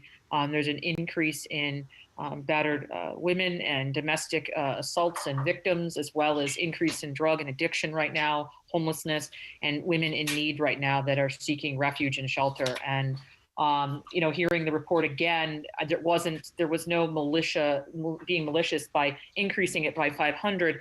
It was merely the fact that there might be other towns that might not be able to meet the need. And that was the intention, or my thought of the intention to increase and my support for the increase. And after hearing a report from the town manager tonight, such has come to light that other towns are not going to be able to. And, you know, I just think it's really important that we keep stressing the taxpayer, but I also feel I was elected to support every individual on every level in the town. And part of our due diligence is to make sure that people have a safe place to go and that their mental, moral, and social and emotional welfare, well-being in our community is being met, and as well as infrastructure. So I think this is extremely important, and I'm in full support of the number that is on the floor tonight, and I will be supporting it. Thank you. Thank you. Councilor Baumgartner, please. Yes, thank you, Madam Mayor. Just like to align my remarks with Councilor Bordelon respectfully. Just like to note, I know earlier on in this year, especially in the aftermath of many police, protests against police brutality, you know, in the aftermath of specifically George Floyd, we talked about, you know, the need to enhance services and public safety around, you know, offering social work, having more social work. And I think there was agreement on that. And I'd just like to note that our police department actually works with Safe Futures. If I'm not mistaken, Safe Futures has a law enforcement victim advocate, and they work with the community policing efforts here in town and have a help desk. And so that just goes to show that actually this agency is working hand in hand with our police department in ways that help victims. And I think that should be noted and certainly celebrated as well. And, you know, certainly despite that, they do offer these services to the town and have helped provide these services to the town. They have not asked for any compensation since then. And now they are at a time when they're facing an extreme budgetary hardship. So, you know, I think we should be supporting these efforts, especially now. They noted that there's an 830% rise in costs since the summer. And that just goes to show that there is a need, and there is a need in our community. And so I certainly support this, and certainly understand councilors' fears of being fiscally irresponsible. I certainly stand with you and would not want to support any financial item that is irresponsible, which I don't think is the case with this item. Thank you, Madam Mayor. Thank you. I believe that government is to serve the needs of the people, and this is certainly a need. As Councilor Baumgartner just stated, there's been an 830% increase in requests for service and just rehousing people that are having a difficult time right now. And thank you for pointing out that this is something that our police department, our public safety officials definitely support every year. When Councillor Parker and I and Representative Conley participate in the big fundraiser for Safe Futures, our police department is well represented. And unfortunately, that event could not be held this year. And therefore, they are running a deficit. And our job as government officials is to take care of the people. And I can definitely support this, and I would encourage everyone else to. And I won't belabor it because we've had this discussion in Committee of the Whole. Anyone else wish to speak? Okay, so seeing none, we will vote on 2020-783 Safe Futures funding request. All those in favor, please say aye. Aye. Aye. Any opposed? Aye. Can you raise your hand if you're opposed, please? Heed and Zepari. Any abstentions? So we have 7 in favor, 2 opposed, Heed and Zepari. That motion passes. Thank you. We are on to 2020-7691 Town Council Personnel and Appointments Committee 2021 regular meeting schedule. This is on page 35. Councilor Bordelon, did you have something you wish to say before we move this next item? Yeah, I just wanted to just clarify or just make everyone aware. I didn't pass on reading mine for not liking the item. I know that has happened for 2 other items. I just been having a little bit of eye issues this evening, and so me passing wasn't because I didn't support or felt either way on the item. That's not the reason I passed. I just wanted to clarify. Thank you. You're welcome. So we are on to, I believe, Councillor Parker for item. You might want to just do all 3 of these calendars right together instead of doing them separately. We have separate items though, so I'm not sure how it works. You can do them together or read them, the numbers together, because this is just FOI requirement, and you could have put them all into one, and you still can. Okay, because they are 3 separate resolutions, I feel like we should vote on them. If we had known that in advance, we could have run them all together, but we did vote on them individually in committee, and I think we should vote on them individually here as well, because that's what's presented on our agenda. So we will know that for next time. We will keep that in mind, and we will run these all as one item. So thank you for pointing that out, that we can do that next time. I appreciate that. So Councillor Parker, 2020-769, Town Council Personnel Appointments Committee, regular meeting schedule, please. Resolution approving 2021 Town Council Personnel and Appointments Committee regular meeting schedule. Be it resolved that the Town Council hereby approves the Town Council Personnel and Appointments Committee regular meeting schedule for 2021 as attached. I so move. Second. Moved by Parker, seconded by Zepari. And I see no discussion. All those in favor, please say aye. Aye. Aye. Any opposed? Any abstentions? So moved unanimously. Thank you. So we are on to Councillor Franco for 2020-7671 Town Council Committee, the whole 2021 regular meeting schedule, page 37, please. Make a resolution approving the 2021 Town Council Committee of the Whole regular meeting schedule. Be it resolved that the Town Council hereby approves the Town Council Committee of the Whole regular meeting schedule for 2021 as attached. I so move. Second. Moved by Franco and seconded by Zepari. And I see no discussion, so we will vote on 2020-767. All those in favor, please say aye. Aye. Any opposed? Any abstentions? So moved unanimously. Thank you. And we are on to 2020-768, Town Council 2021 regular meeting schedule. And this is Councillor Heed, I believe.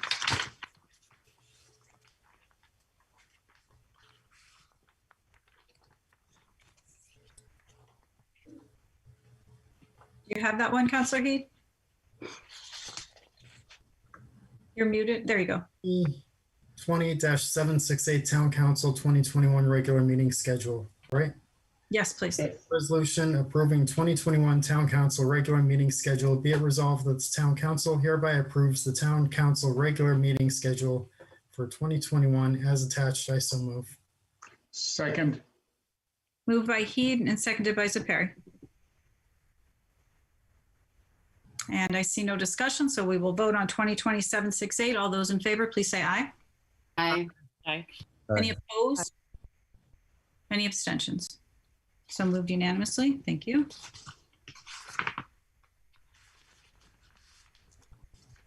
And we are on to, that finishes new business. We are on to other business. Open agenda item review. This is on page 41. Mr. Burt, did you want to go through anything on the list of open agenda items? And I appreciate that you and Ms. Hilton have gone through and put in our dates, our tentative dates on this. I just want to point out they are tentative because sometimes we get some things that come up that have to be done, so we have to keep moving these around. But we try to stick to the schedule as much as possible. Thank you. Councilor Bordelon. Is coastal access on this one at all, or should it be added? It is. Did I miss it? It's 2020-608, about 2/3 of the way down in the first page. Date to be set. You can kind of see it on the right where it says date to be set. But that one only just says access to Fort Rachel, not just as a whole. Well, this one is really a separate issue at this point.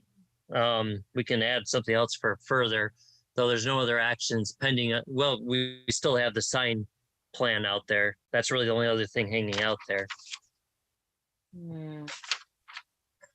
Well, I think we should have we should still talk about what else we can do, or different findings down in the area. I don't know. I think there's more discussion that should be had. I just not on just Fort Rachel. And now that we are doing everything we legally can in every other spot, there's nothing else I can do at this point. Any discussion would be about how we get more access, how we would go to new areas, maybe paying for it or something else. I would just like to add that item 2020-77 is the Mystic Access Plan. So we could have those discussions under that item. And that includes the signage that Mr. Burt was mentioning, but that is also encompassing as to where those signs would be placed. So we have that item here as well, ready to go when council is ready to take that up again. So we have two items. We have one specifically for Fort Rachel, and we have one for the general Mystic Coastal Access Plan. Okay, perfect. Thank you. Mm-hmm. Councilor Overy? Yeah, I'm just wondering when we're going to be going back to talk more about the short-term rentals. Let's see. That's something that we could get back on the list. That's near the top on the first page. It says 126, January 26th. Oh, okay.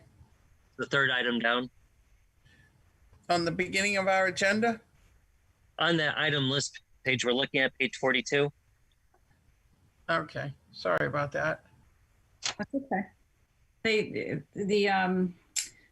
Ms. Hilton and the manager have done a great job of tracking all these dates for us as we're going through. I appreciate it. I was just going back to the Mystic Coastal Access.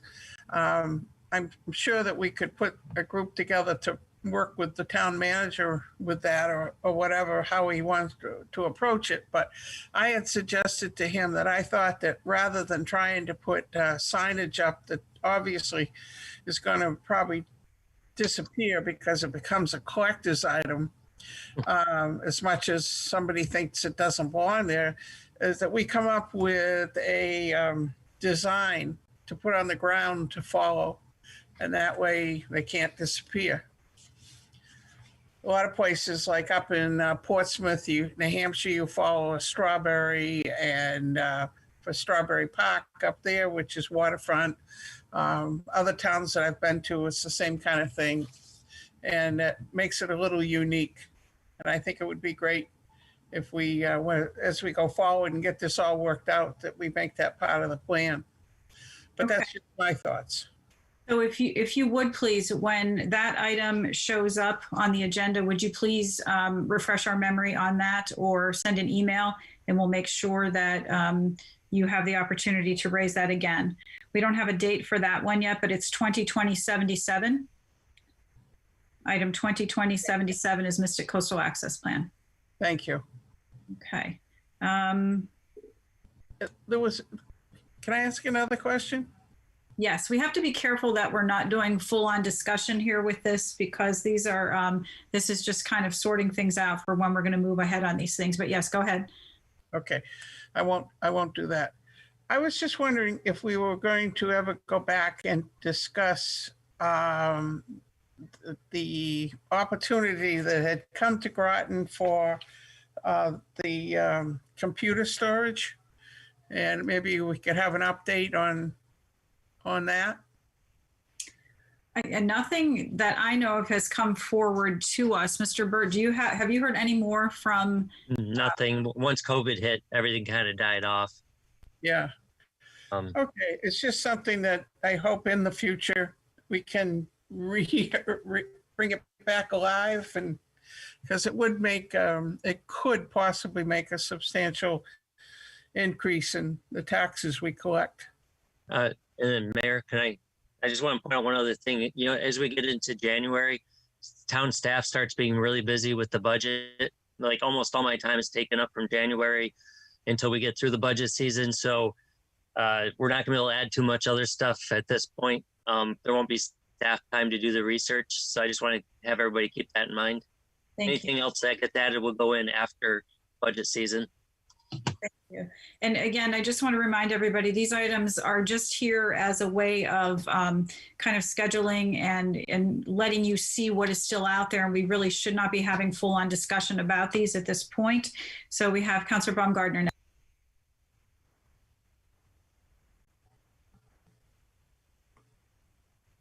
Madam Mayor, were you calling on me? You cut out a little bit on my end. Yes, Councilor Baumgartner. Okay, yes, sorry about that. Thank you, Madam Mayor. Just looking through the, and thank you, Manager Burt, for putting together this open agenda items. I think it's really helpful to look at every council meeting. So thanks again. Two things. One, I understand that the Athletic Fields Task Force had an informal presentation already on their work. Given that we kind of prompted and asked that group to conduct their work, I think it would be most appropriate if they, in a sooner rather than later, came before us and discussed those findings. Considering that they did have a large number of meetings and they've already kind of have given a presentation a little bit more publicly. And I think it would be most appropriate to do that with the council. And that way we can start having discussions on it, especially if it may be inform budget decisions, as Manager Burt discussed. So I'd be very much in favor of putting that item on sooner than later. I'm seeing that on 12/8 we have time allocated for menstrual hygiene product, and I'd be willing to offer that time to if we were to be in to discuss athletic fields. The mayor. Oh, sorry. Mm-hmm. The mayor and I discussed the athletic fields a little bit earlier today, and just it's not just Lisa and I that put this together. We work with the mayor on the order of things, but 12/8 is actually turning out to be a huge meeting. We're gonna already have to move off the hygiene one, and then there's a second one I'm looking at moving off. We're way overpacked on the 8th. January. We could probably fit in January. I'm trying to think. If it's a report, we could actually put it in a regular council meeting too. It doesn't have to go on a cow. Right. But I understand they hadn't asked to come before us yet, because that was one of the questions I had asked to you was, when do they want to come before the council? And they haven't made a request yet to meet with us, correct? Correct. But they might not be thinking of that yet. It's certainly something, I definitely think they need to come to the council. Right. So it looks like January 12th We have 3 items: tax abatements, sewer and water, and bridges, scheduled for January 12th. So that looks like that might be something that might work well if they wanted to do a cow. And then we'll have to see what plays out with the January council meeting. But yeah, certainly if Mr. Barry's listening, let us know, and then we'll work you in. Thank you, Council Baumgartner. I'll reach out to. Sorry. Oh, no, go ahead. I'm sorry, John. I was just gonna say I'll reach out to Mr. Barry tomorrow. Thank you. Okay, we have Councilor Bordelon and Zepari. Councilor Bordelon and Zepari. Yes, I also will be at the meeting on Thursday, so I also can let them know that there's, to talk about the dates as well for the athletic fields. No, my question was in response to Councilor Overy's, just a clarification. I know we had a presentation with like the different things being wrapped in coastal access and like little signs and a little walk thing. Doesn't that kind of go along with that idea of that kind of coastal like access and signage and such? Yes, and that's what the mayor had recommended, is doing it with that. Yeah. And if I can't remember, but I think there was a mention of the possibility of of something on the ground in that, but I don't think it had been defined. So it's a perfect time to look at that. Okay. Yeah, because there was I remember the blue line and it's a whole bunch of different ideas. Okay, perfect. Thank you. Councilor Zepari. I expect to be absent on January 12th. Oh. And the tax abatement for seniors, disabled, and veterans, as well as the extension of sewer and municipal water supply, are issues that, as you know, are dear to me, and that I had proposed initially. If it's possible to move those to another date, I would be most appreciative.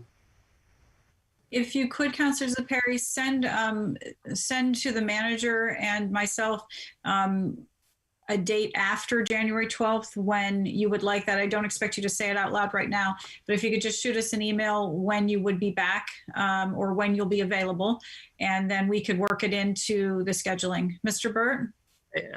Well, knowing that, I would recommend doing the athletic fields first that night and then the short-term rentals. Something for you to consider on the 12th. On the 12th of January. Right. Because that will free up a large block of time. So we wouldn't be able to do those 3 and short-term rentals likely on the same night, like if it was the 26th. So if you're willing to move the short-term rentals up to the 12th. So flop those. Okay, well, we'll look at that. Let's see what the availability is of the counselor, and we'll go from there. Councilor Franco? Due to the council rules, if we send something to a committee, does it have? Do they have to report back within 60 to 90 days? I don't know off the top of my head. I believe that's in our rules, Rachel. I was just curious because we sent something to the safety committee and it's probably 60 to 90 days, and we were supposed to have that onto our agenda as well. Yeah, because the rules are effective immediately, right? I think these were even on the last rules, but Public safety wasn't on the original rules. Well, it didn't come until 2019. Okay. But if he reports out at the public safety meeting, I'm sorry. Okay. I had asked the Rules Committee to respond, if that's okay, Councilor Franco. Go ahead, Councilor Parker, and then we'll come back to Councilor Franco.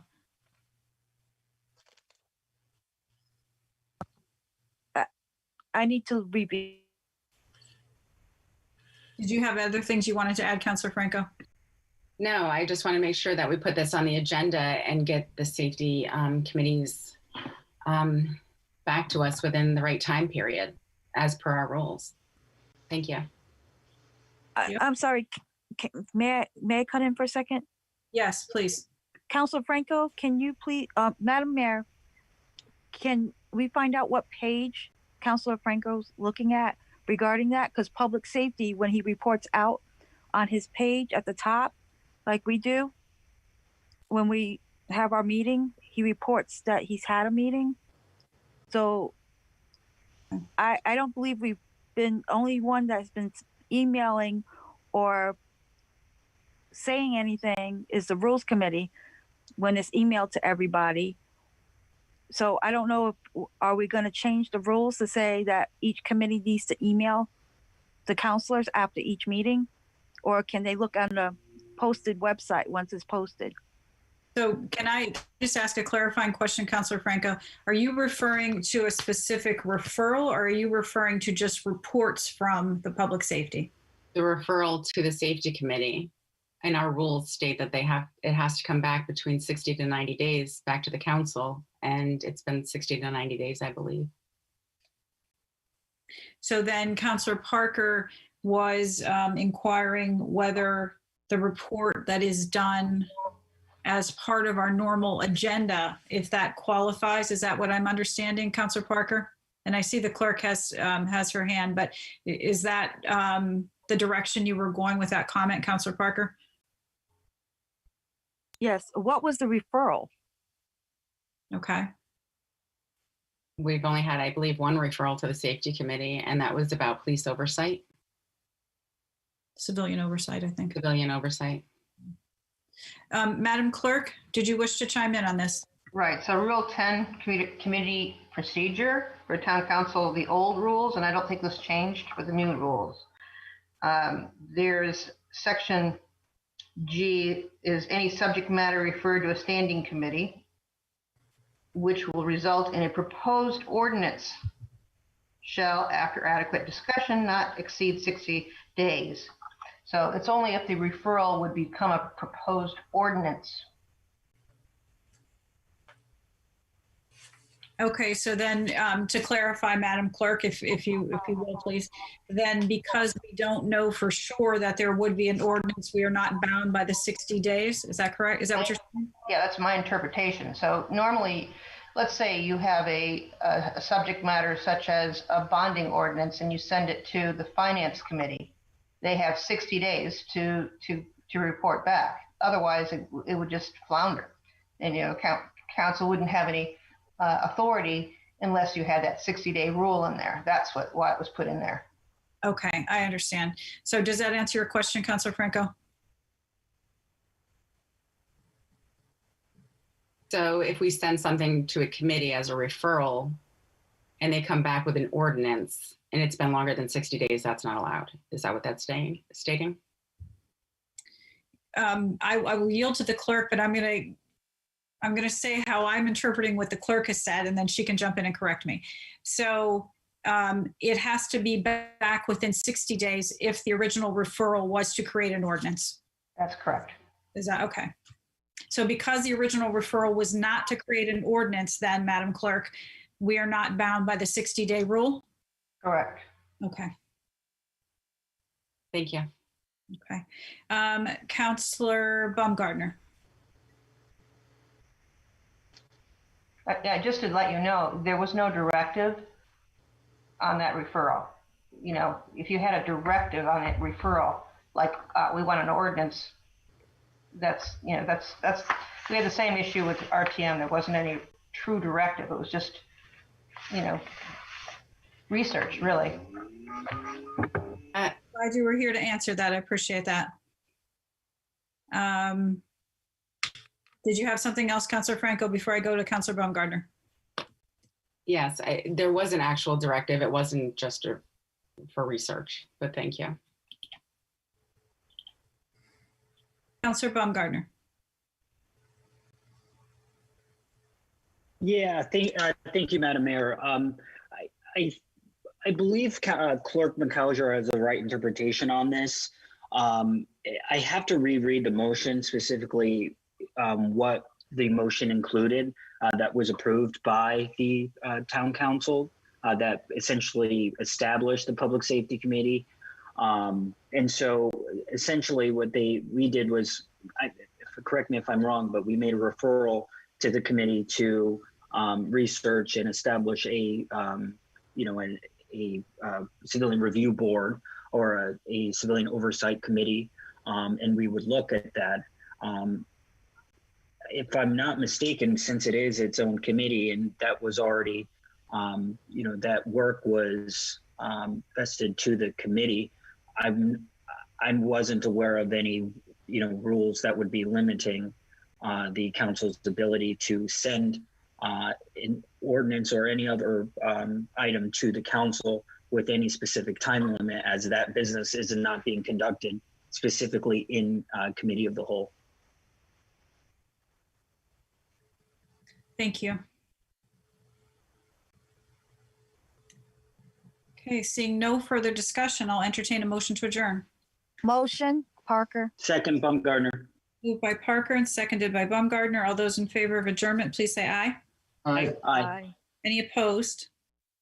Any abstentions? So moved unanimously at 8:32 p.m.